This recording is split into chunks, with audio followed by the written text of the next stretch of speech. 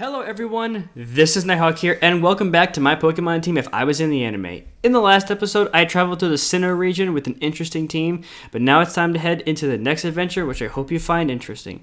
Also, according to YouTube's analytics, only a small percentage of you guys who are actually subscribed are actually watching these videos, so if you are not subscribed, I would highly recommend it. Now let's head to the Unova region. My journey through the Unova region. A few months passed after my loss in the Sinnoh region, and my mother and Professor Oak surprised me with a trip to a new region that I had never been before, the Unova region. Also, in the comment section, let me know if you guys pronounce it Unova or Unova, or maybe it's the same pronouncing. I don't know. We get on the plane and make our way to Unova town, where I meet Professor Juniper. She tells me that there are 151 new Pokemon here in the Unova region for me to discover. She hands me a Pokedex and asks me if I can go find a certain Pokemon for her. The Pokemon that she is looking for is called Lillipup. So I take the Pokedex and 5 Pokeballs that she provided for me, and I set out to find a Lillipup. Making my way to the outskirts of Unova town, I'm noticing tons and tons of new Pokemon that I have never seen before. But when I thought I was never going to find one, I came across something hiding in a bush. I grabbed a Pokeball and threw it and caught it. After catching it, I met a trainer named Daniel, my future rival of the Unova region. Also, I know I haven't done naming for any of my previous rivals from my other videos, so this one is a little bit special in some ways, so just go with that. He said that he was on his way to Professor Juniper's lab to get his first Pokemon. I told him to follow me and that I was heading back there now. We arrived at Professor Juniper's and I let out Lillipup so that Juniper can do whatever she needed to do. As I waited for Juniper to finish her research, Daniel and I talked about being a trainer and I gave him some beginner tips. Juniper comes out with Lillipup and 3 other Pokemon as well that I had never seen before. She gives Lillipup back to me and says to Daniel, "Are you ready to start your adventure as a trainer?" She shows off the starter Pokemon known as Snivy, Tepig, and Oshawott. She asked me if I'd like to choose a starter Pokemon myself as a reward for getting the Lillipup research. I said sure, why not? And I picked the fire starter, Tepig. Daniel chose Oshawott and asked if I wanted to have a battle with him. I said sure, and we battled. Of course, I lost due to the type advantage and not enough experience with my new starter. Daniel thanks me for the battle, and we head our separate ways for now. Yeah, I only lose because I don't use Lillipup or Blastoise. I only was a one-on-one with Tepig.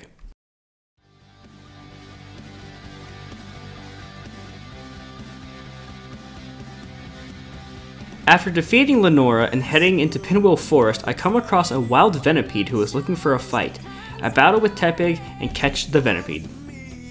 After almost making my way out of the forest, I come across an injured Snivy who I take to the Pokemon Center in Castilla City. I'm not sure if I'm saying this right. Castilla City?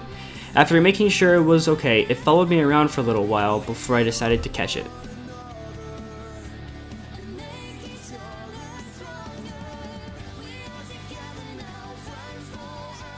On my way to my next gym battle, I meet up with Professor Juniper once again at a desert resort. She asks me how I'm doing and asks me if I'm willing to trade my Lillipup for her Sandile.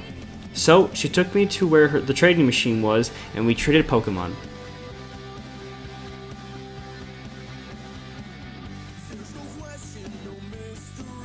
As I'm crossing over the drawbridge to get to Driftvale City, I see an Oshawott that is being bullied by some Woobat, while Oshawott is holding on to the edge of the bridge about to fall off. I used Pignite to scare away the Woobat and help the Oshawott out. Oshawott was really scared, so I picked it up and said, "Would you like to come along with me? You'll be safe." Oshawott looked at my Pignite as they shared a look, and Oshawott agreed, adding him to my team.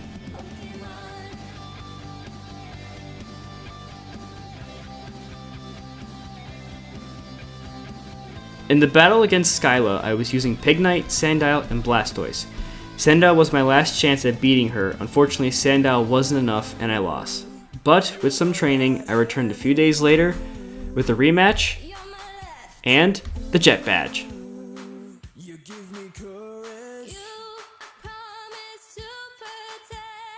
In the battle with Bryson, something similar also happened. Using Pignite, Duwat, and Whirlipede, my team was almost knocked out, however Whirlipede made his breakthrough with a bright light turning into a Scolipede. winning me the Freeze badge. Around this time after beating Bryson, I see a Pokemon fly over my head that I had never seen before. The Pokemon was known as Rufflet. As it flew down really fast, it took my hat. I followed it to its nest and asked for it back. My only other option that I had was to catch it. In that decision, I swapped out Rufflet for Duat.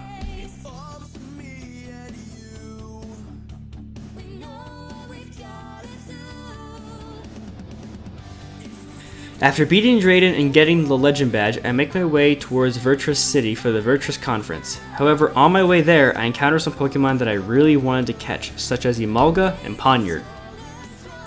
Once making it to Virtus City and signing up for the conference, I get in some last minute training. This time, I feel like I have a good shot, however I do feel a bit nervous. As I make my way through the rounds, it's time for Daniel and me to face off. Daniel had clearly gotten a lot stronger, and this is clearly his strongest version of himself. And he was able to beat me using Pokemon such as Hydreigon, Volcarona, and even Seismitoad. I lost in the top 8 of the conference. This time, I thought that I should have listened to my gut, done better in the Sinnoh region.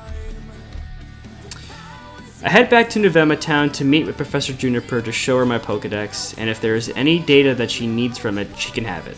As I head back home to Pallet Town, I reflect on how far I have come and how I can be a better trainer.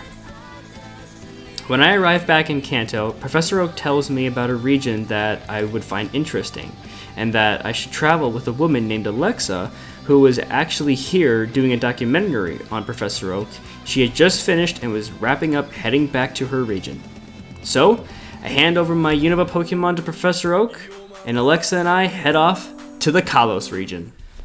Okay, so that is going to be it for today's episode of My Pokemon Team is in the Anime. I will admit, Unova was one of my favorite ones growing up. When I first started getting into Pokemon, the first Pokemon game I played was Pokemon Black and White. I think I had Pokemon White version, or maybe Black. I'm pretty sure it was White version. I'm not sure. I can't remember. But when I started getting into the show, that was kind of when I started watching the Black and White show. But then I found out that it was like the crappiest show out of the entire anime. Apparently, everyone just doesn't like Black and White. I remember watching all of it. I mean, when you look back at it, it's not the greatest of the great animes, especially the greatest of the great seasons in Pokemon. But Unova always had a special place in my heart because it was sort of the first real region I started getting into Pokemon majorly. And then I think for some reason I either just stopped or just didn't really look forward to it anymore. And then XY and XYZ came out and it sucked me back in, but that was such a good one to get into. So, in our next episode, we'll be going into the Kalos region, which I'm very excited for because the Kalos region is actually one of my number one favorites. Actually, no, it is my number one favorite. I don't care what people say. If you hate it or don't like it, I don't care. It's my favorite. So I cannot wait to do that one. And with that being said, I will see you guys in the next video. And let me know what you guys thought of the teams for this one. And let me know which story of like me getting Pokemon or having battles and stuff like that. Let me know which one you prefer the most.